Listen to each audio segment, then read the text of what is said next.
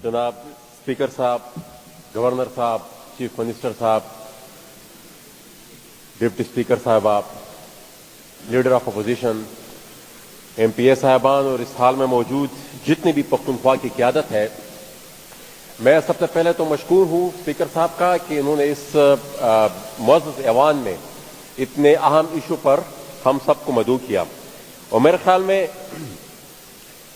ये ऐवान और पख्तूनख्वा के अवाम के लिए शायद इस मसले के हल करने के लिए ना इससे बेहतर कोई प्लेटफॉर्म मिल सकता है और ना इससे बेहतर कोई दूसरी अपॉर्चुनिटी मिल सकती है, क्योंकि यहाँ मेरे ख्याल में तमाम सियासी क़यादत भी मौजूद है, सूबे का मैंडेट भी मौजूद है। और एक और भी मैं गुजारिश करूंगा कि सियासी तफरीक से बालातर यहाँ पर बाद सियासी जमातें होंगी जो वफाक में हुकूमत में होंगी, बाद सियासी जमातें ऐसे हैं जो माजी में वफाक में हुकूमतें में रही होंगी। उनसे ये गुजारिश होगी कि पख्तूनख्वा के एक बाशिंदे के हैसियत से जो भी यहां से एक आवाज जाए, आप सब ने सोचना यह है कि हम इस धरती के रहने वाले लोग हैं और इसको बचाने के लिए हमने ही कुछ करना है, क्योंकि हमारा मसला यह रहा है कि हमारी वो जमातें जो वफाक में हुकूमतें करती हैं वो पेरिफेरीज के हवाले से जो भी पॉलिसीज बनाती हैं उनको वो फौज या हमारे मिलिट्री एस्टेब्लिशमेंट के प्रिज्म से देखती हैं। मैं पार्लियामेंट का हिस्सा रहा हूं और नेशनल सिक्योरिटी की कई मीटिंग्स का भी मैं हिस्सा रहा हूं। वहां पर मुख्तलिफ अदवार में हमें ब्रीफिंग दी जाती थी। मैं सिर्फ दो का जिक्र करूंगा।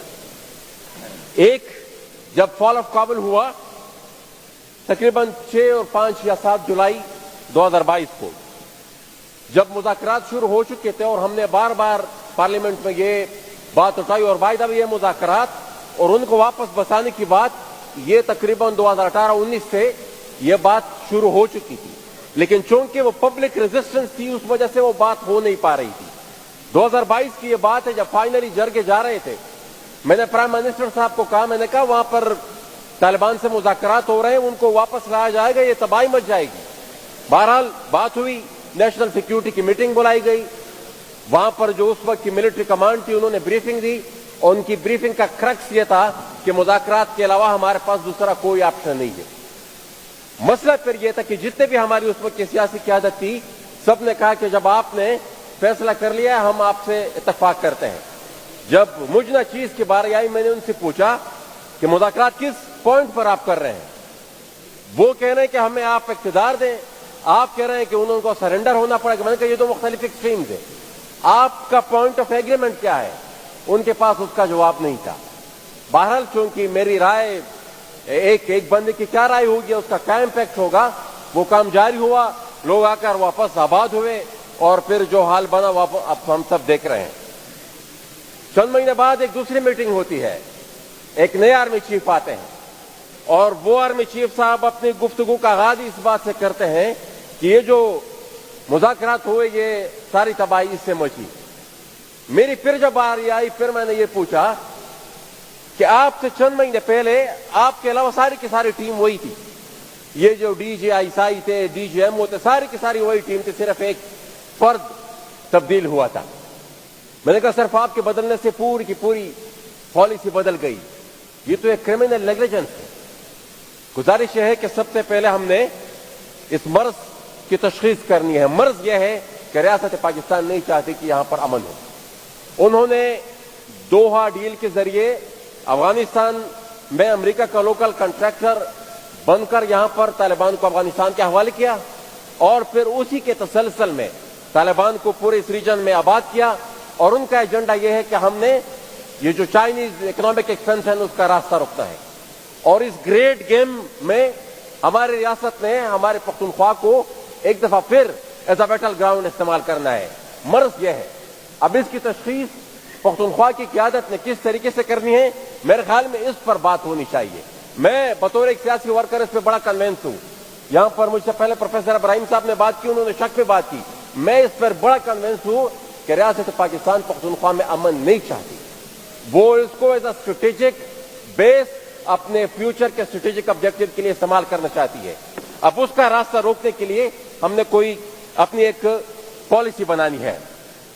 मैं صرف اور پھر آخر میں اس پہ بھی بات کروں گا کہ جو کل اسلام آباد میں حملہ ہوا اور پھر وہ جو محسن نقوی صاحب نے یہ بات کی کہ یہ تو پختونخوا کی عوام افغانستان سے اپنے آپ کو ڈسکنیکٹ کرے، آپ نہیں کر سکتے ہمیں ڈسکنیکٹ. یہ جو دہشت گردی ہے یہ پختونوں پر توپنے کے بجائے آپ کی جو پنجابی جرنیل ہے، جو پنجابی پالیسی ساز ہے، یہ ان کا قیادرہ ہے، یہ ان کی بنائی ہوئی پالیسی ہے، اس کا مورد الزام آپ ہمیں نہ ٹھہرائیں. گزارش یہ ہے کہ یہ سب کچھ ہمیں یہ دیکھنا ہوگا پختونخوا کی قیادت کو کہ اس کا اب ہم حل کیا نکالیں. میرے خیال میں یہ جو چند سجیشنز ہیں، سب سے پہلے تو ہم یہ گزارش کرنی ہوگی کہ یہ جو action in aid of civil power ہے اس کو ختم ہونا چاہیے. یہاں پر صوبے میں بھی قرارداد ہو چکی ہے. پھر ایک نئے سوشل کانٹریکٹ کی بھی بات ہونی چاہیے. یہ جو NFC کی باتیں ہوئی، آئین میں ہمارے شیئر کی باتیں ہوئی، ہمارا اپنا حق ہے، وہ نہیں دیا جا رہا. اور یہ جو ہمارے ریجن کو ایز اے لیبارٹری استعمال کیا جاتا ہے، وہ اس لیے استعمال کیا جاتا ہے کیونکہ یہاں پر یہ جو ہمارا فیڈریٹنگ اسٹرکچر ہے ہمارا کانسٹیٹیوشنل، ایک صوبے کی وہاں پر اکثریت ہے، وہ وہاں پر فوکس ان کا ہے، ان کی اکثریت لے آتے ہیں. باقی 3 جو فیڈریٹنگ یونٹ تھے یا اسپیسیفکلی 2 جو فیڈریٹنگ یونٹ تھے، ان کو ہر قسم کے تجربے کے لیے اگر استعمال اسٹیبلشمنٹ کرے، پاکستان کی جو مین اسٹریم سیاسی قیادت ہے ان کی صحت پہ کوئی اثر نہیں پڑتا. ساتھ ہی ساتھ یہ جو اسامہ بن لادن کا کمیشن تھا، اس کی بھی میرے خیال میں اس طریقے سے مطالبہ ہونا چاہیے کہ اس کو بھی پبلک کیا جائے. پولیس کی بات ہوئی. پولیس میرے خیال میں ہم نے 2021 میں وزیرستان میں بھی ایک جرگہ کیا، تو اس میں بھی ہم نے یہ قرارداد پاس کی تھی کہ پچھلے دنوں بھی یہاں پر DGI اسٹار صاحب آئے تو انہوں نے کہا کہ 25,000 ہم نے آپریشن کیے. تو 25,000 آپریشن کے بعد بھی اگر یہ صورتحال صوبے کا کہ تقریباً ٹیک اوور ہو چکا ہے طالبان کا، پشاور سے آپ باہر نکلے تو تقریباً وہ عدالت ان کی ہے، فیصلے ان کے ہیں، احکامات ان کے ہیں، رٹ بھی ان کی ہے. تو میرے خیال میں جب 25,000 آپریشن کے بعد یہ سچویشن ہے تو کچھ عرصے کے لیے یہ اختیار وہ کسی اور کی بھی حوالے کر دے، اور اس کے لیے میرے خیال میں ایمرجنسی بیسس پر ایک نئی ایڈیشنل پولیس فورس ریکروٹ کی جائے، کیونکہ یہ تقریباً 1 ڈویژن سے زیادہ فورس تو صرف نارتھ وزیرستان میں ہے. وہ 35-40 ہزار کے قریب وہ فوجی جو ہے وہ مفت وہ نہیں رہ رہے، وہ ہمارے صوبے کے فنڈ سے ان کو اضافی سیکیورٹی الاؤنس جاتا ہے، اضافی تنخواہ ملتی ہے. تو یہ تنخواہ کیوں نہ اپنے پولیس کو ہم دیں. دوسری گزارش یہ ہوگی کہ ایک بات ہماری خصوصاً وہ لوگ جو کہتے ہیں کہ بھئی آپ آپریشن کے بھی خلاف ہیں، آپ مذاکرات کے بھی خلاف ہے، مجھے اس میں کوئی دو رائے نہیں ہے. میں بطور پولیٹیکل ورکر اس میں کنونس ہوں کہ طالبان کے ساتھ مذاکرات کسی صورت نہیں ہونی چاہیے. They want absolute power. وہ پاور چاہتے ہیں، پاور آپ دینے کو تیار ہیں، اسٹیٹ کی جو رٹ ہے وہ آپ سرنڈر کرنے کو تیار ہے. جب نہیں تیار تو وہ مذاکرات کی زبان وہ سمجھتے نہیں ہے. لیکن گزارش یہ ہے کہ ملٹری آپریشن کا بھی حال ہم نے دیکھا. حل یہ ہے کہ جنہوں نے بنایا ہے ان کو ان کا ختم کرنا ان کو بڑا اچھی طریقے سے آتا ہے. ان کو وہ بٹن معلوم ہے جہاں سے وہ اس کو دبانا ہے. اس کو پچھلے دن افغانستان کے ساتھ جو سچویشن بنی تھی، جس بندے کو وہ اپنے ایک پوسٹر بوائے پیش کر رہے تھے کہ افغانستان میں ہیبت اللہ خونزادہ کے بجائے اگر فلانا آ گیا تو پاکستان کے ساتھ حالات ٹھیک ہو جائیں گے، وہی بندہ اصل میں TTP کو بھی ہیڈ کر رہا ہے. وہی بندہ حافظ گل بہادر کی جو تنظیم ہے اس کو بھی وہ کبھی وہ سربراہ ہے. تو اب بھی مطلب وہ جو اس ریجن کے حوالے سے ان کی جو وہ جو یہاں پر مختلف کھیل کھیلے انہوں نے، ان سے ابھی بھی انہوں نے ہاتھ نہیں اٹھائے. تو ہم یہ سمجھتے ہیں کہ اس اسٹریٹجک ان کا جو گیم ہے یہاں پر، ان کے جو منصوبے ہیں اس کو روک تھام کے لیے یہاں پر پختونخوا کی قیادت کو یک آواز ہو کر ان سے یہ ریکویسٹ کرنی ہوگی. اور پھر آخر میں یہی کہوں گا کہ اگر آپ کہتے ہیں کہ یہاں پر آپ نے جنرلی کچھ کام کیا ہے اور آپ مخلص ہیں تو ایک ٹروتھ اینڈ ریکنسیلیشن کمیشن بنایا جائے. اور میرے خیال میں وہ بھی اس صوبے سے ڈیمانڈ ہونی چاہیے. ایک ٹروتھ اینڈ ریکنسیلیشن کمیشن بنائے تاکہ جتنے بھی یہاں پر آپریشن ہوئے، جس طریقے سے دہشت گردی یہاں پر آئی ہے، جس طریقے سے یہاں پر پھیلی ہے، اس کو انویسٹیگیٹ کیا جائے. اگر آپ نے چوری نہیں کی تو میرے خیال میں پھر گھبرانا بھی نہیں چاہیے. ہم اس سے بہت زیادہ کلیئر ہیں. یہ دن دہاڑے گڈ طالبان جن کو آپ گڈ کہتے ہیں، وہ بند سے اگر آپ جو انٹرنیشنل ہائی وے ہے وہاں پر ایک ٹرک پہ 1000 روپے لیتے ہیں. یہ ریاست کی ناک تلے ہو رہا ہے, یہ وہاں پر فوج کی ناک تلے ہو رہا ہے.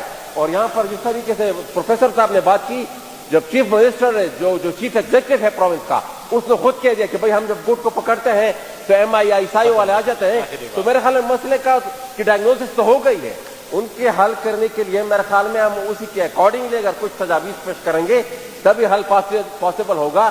ادروائز تو پھر ہم نشستن برخاستن یہاں پر آتے جائیں گے اور یہ نشست برخاست ہوتے جائے گی. میرے خیال میں اس کا کوئی حل نہیں نکلے گا. ایک سیریس اپیل, ایک سیریس کال یہاں سے میرے خیال میں پختونخوا کے عوام کی طرف سے جانی چاہیے ریاست پاکستان کو کہ خدارا ہمارے خون کے ساتھ کھیلنا مزید آپ بند کر دیں, ہمارے علاقے کے ساتھ کھیلنا ہمارے بند کریں, ہمارے جغرافی کے ساتھ کھیلنا آپ مزید بند کر دیں. یہاں پختونخوا کے عوام کا آپ کے اوپر اعتماد نہیں رہا ہے, اعتماد ہو چکا ہے.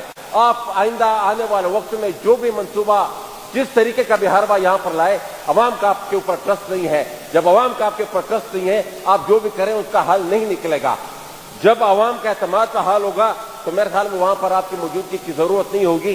دہشت گردی کا علاج پختونخوا کے عوام خود ہی نکال لے گی. Thank you very much. بہت شکریہ.